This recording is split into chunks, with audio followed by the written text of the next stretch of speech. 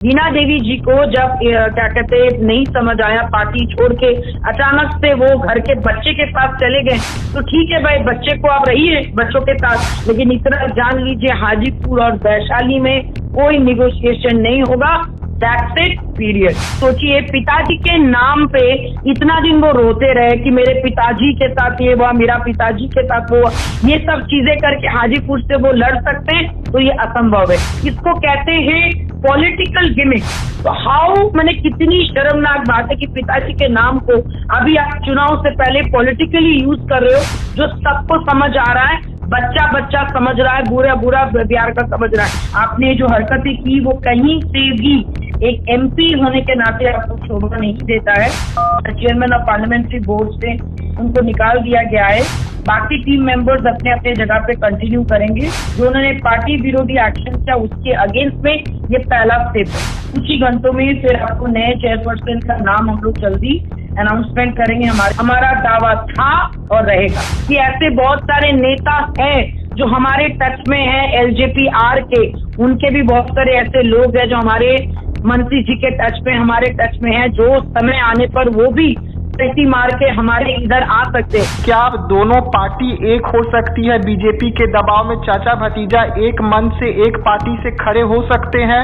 चिराग जी को अपने गिरेबान में झांक के देखना चाहिए।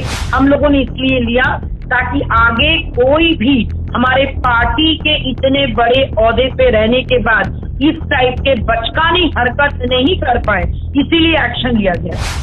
तो पहले कहीं ना कहीं जो सांसद हैं, जो जाना चाहते हैं चिराग पासवान के टीम में, उन्हें डराने के लिए एक्शन लिया गया है क्या मैम? जी हाँ, तो इस वक्त की बड़ी खबर निकलकर सामने आ रही है। आरएलजेपी का जो केंद्रीय संसदीय बोर्ड है वो भंग कर दिया गया है, और ये भंग किए हैं केंद्रीय मंत्री पशुपति कुमार जी।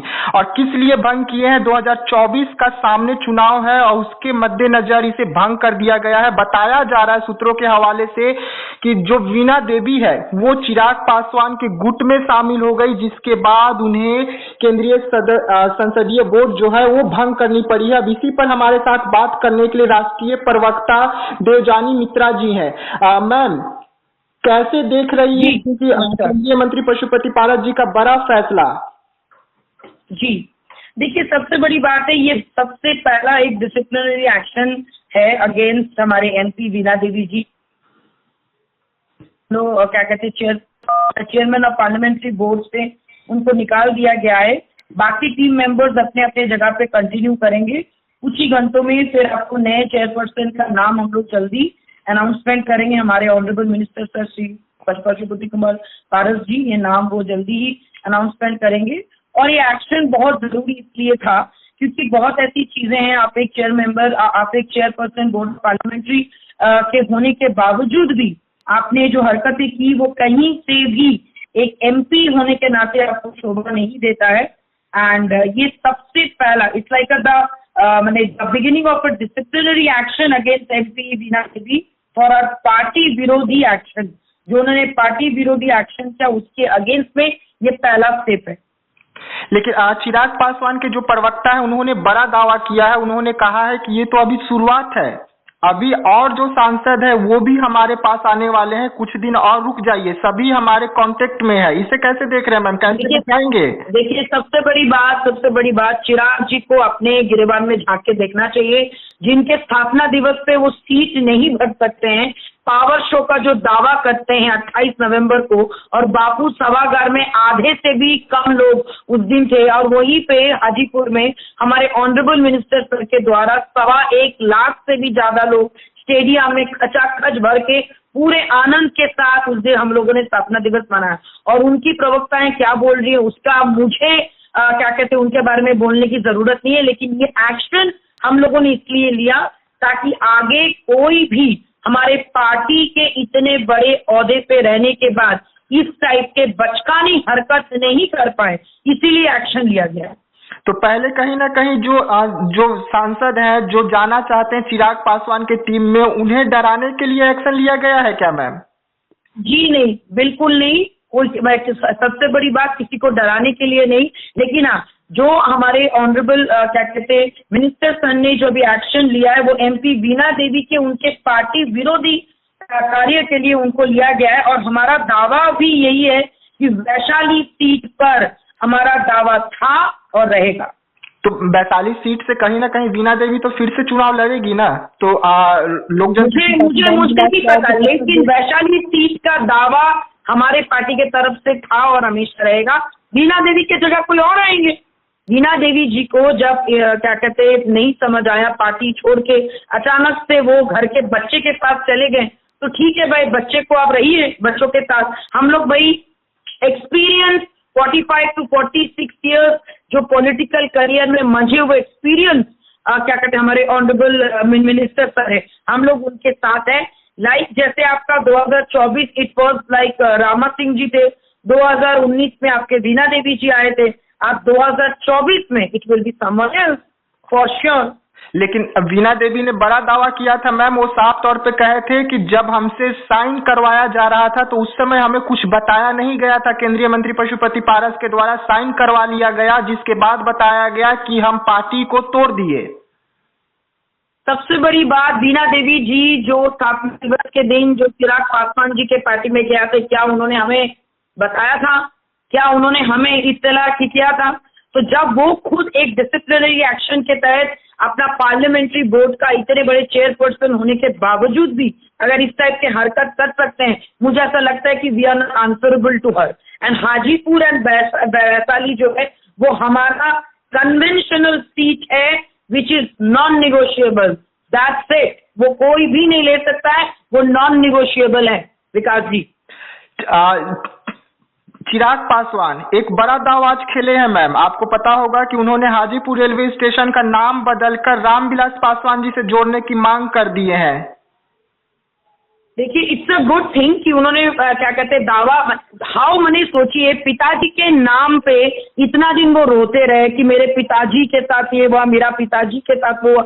ये अच्छी बात है कि फाइनली उन्होंने रेलवे स्टेशन का नाम बोला है। भाई हमारे पार्टी का भी संस्थापक जो है वो हमारे क्या कहते स्वर्गीय श्री रामविलास पासवान जी थे, एंड हम सबके मन में उनके लिए प्रेम और बहुत ज्यादा उनके लिए क्या कहते एक रिस्पेक्ट है। तो रामविलास पासवान जी के नाम पे होने से कुछ गलत तो उन्होंने किया नहीं, लेकिन हाँ, अगर वो सोच रहे हैं कि ये सब चीजें करके हाजीपुर से वो लड़ सकते हैं तो ये असंभव है। इसको कहते हैं पॉलिटिकल गिमिक।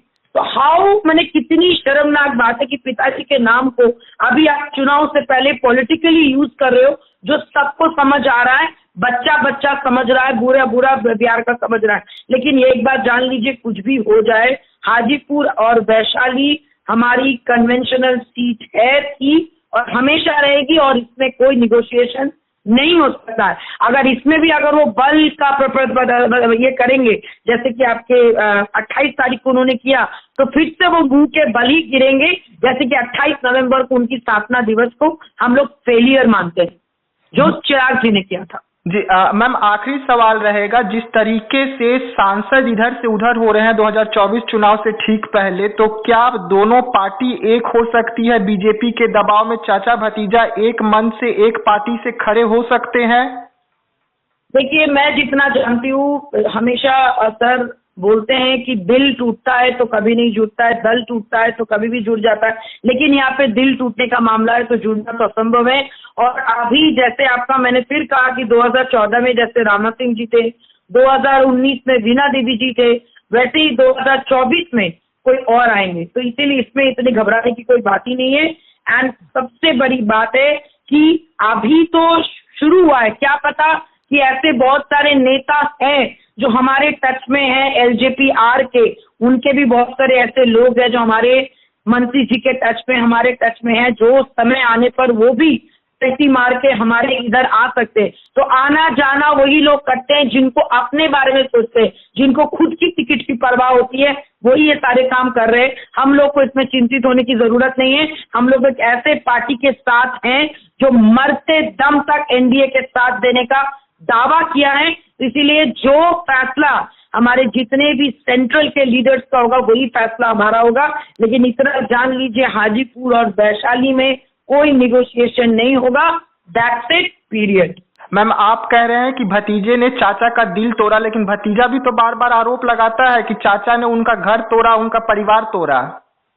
सबसे बड़ी बात, घर तोड़ना या परिवार तोड़ने की जो बात वो कर रहे हैं, पहले उनको बोलिए कि अपने बचपन के पुराने यादों को और एक बार वो ताज़ा कर ले। कभी भी बड़े बुजुर्ग घर को तोड़ते नहीं है, ज्यादा पढ़ लिख जाने से। ओ सॉरी, वो तो ज्यादा पढ़े लिखे भी नहीं है, ज्यादा बुद्धि लगाने से अगर वो सोच रहे कि कुछ भी बातें करके वो हाजीपुर उनको मिल जाएगा, तो कुछ ऐसे जगह है जो लोग डिसीजन लेते हैं, चाहे वो कैबिनेट मिनिस्टर हो या फिर ऑनरेबल क्या कहते हैं हमारे पीएम हो, वो ये सारी बातों को नहीं देखते। वो देखते हैं कि कौन बिना शर्त के लॉयल्टी के साथ अपनी टीम के साथ एनडीए का साथ दे रहे, उन्हीं के साथ वो हम लोग दे रहे हैं। इसलिए हम लोग बस एक ही नारा लगा रहे, सबका साथ, सबका विश्वास, सबका विश्वास। एंड सबसे बड़ी बात, घर तोड़ने की बात तो वो कर रहे, और घर कौन कैसे तोड़ा ये सब हमको पता। और जो चिल्ला चिल्ला के ये बात बार बार कर रहे, चिराग जी से जाके अगर पूछेंगे तो वो वही बोलेंगे कि घर उन्होंने नहीं तोड़ा। तो भैया अगर आप घर नहीं तोड़े तो घर से आपका क्या कहते हैं हमारे पार्टी ऑफिस कितना दूर है? आपके नॉर्थ से क्या कहते हैं आपका 70 नॉर्थ एवेन्यू से हमारे 18 राजेंद्र पथ कितना दूर है? क्यों नहीं जाके आप चाचा जी से मिलते हैं? तो अगर एक यंगस्टर चाहे तो वो चीजों को सॉल्व कर सकते, लेकिन वो नहीं करेंगे क्योंकि उनके अपने महत्वाकांक्षा इतना बढ़ गया है कि वो अपने आप को दावा कर रहे 2025 का सीएम की कुर्सी का। वो क्या, उनके माताजी भी दावा कर रहे हैं। कोई बात नहीं, बेटा का दावा सभी करते हैं। तो इन सारी चीजों को देखते हुए तो यही लग रहा है ना विकास जी कि यहाँ पे स्वार्थ किसके बातों में छुपा हुआ है। जी बहुत बहुत धन्यवाद मैम हमारे साथ जुड़े रहने के लिए। Thank you.